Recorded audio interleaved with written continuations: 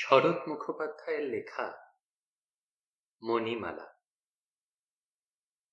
শ্বশুর বাড়িতে তুই মণিমালা কেমন আছিস?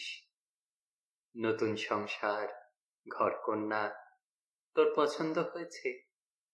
আমাদের কথা এর মধ্যেই ভুলে যাসনি তো?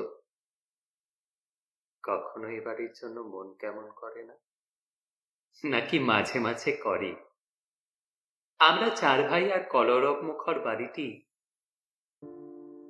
আজকাল কেমন স্তব্ধ হয়ে গেছে। জানিস, এখন কেউ আর মাখি না সুগন্ধি তেল। শীত গ্রীষ্মে নানা শৌখিন সাবান কেনাও উঠে গেছে বহু কাল। চিরুনির দাঁতে আর জড়িয়ে থাকে না কারো দীর্ঘ চুল।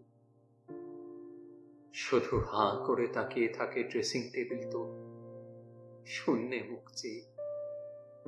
মণিমালা, একদিন রাস্তা ভুলে চলে আয় না বাপের বাড়িতে। যদি দুটো বেলা থাকতে না পারিস, অন্তত আমাদের চার ভাইকে ছুঁয়ে যা। পিছন থেকে এসে পিঠে চারটে কিল মেরে পালা।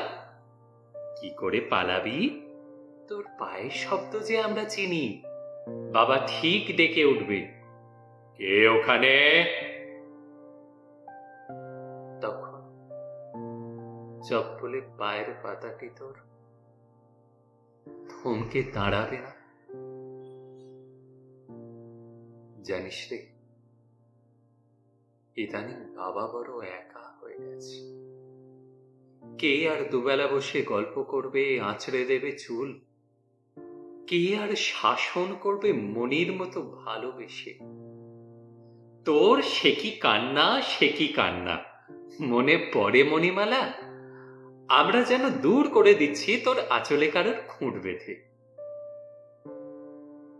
এতদিনে বুঝেছিস নিশ্চয়ই, সেদিন আমরা কেন হাজার কাজের ছলে আড়ালে আড়ালে লুকিয়ে ফেলেছি মুখ। নাকি সেই তীব্র অভিমান আজও পুষে রেখেছিস? ভেবেছিস আমাদের ক্লিব ও নিষ্ঠুরতা চতুর্গুণ তীক্ষ্ণ হয়ে ফিরে বুকে বাজুক, বিধুক? এবারের জন্য তোর মন কেমন করলে যেন একদিন আসিস। পরের ঘরের বউ, পথ চিনে কিংবা পথ ভুলে।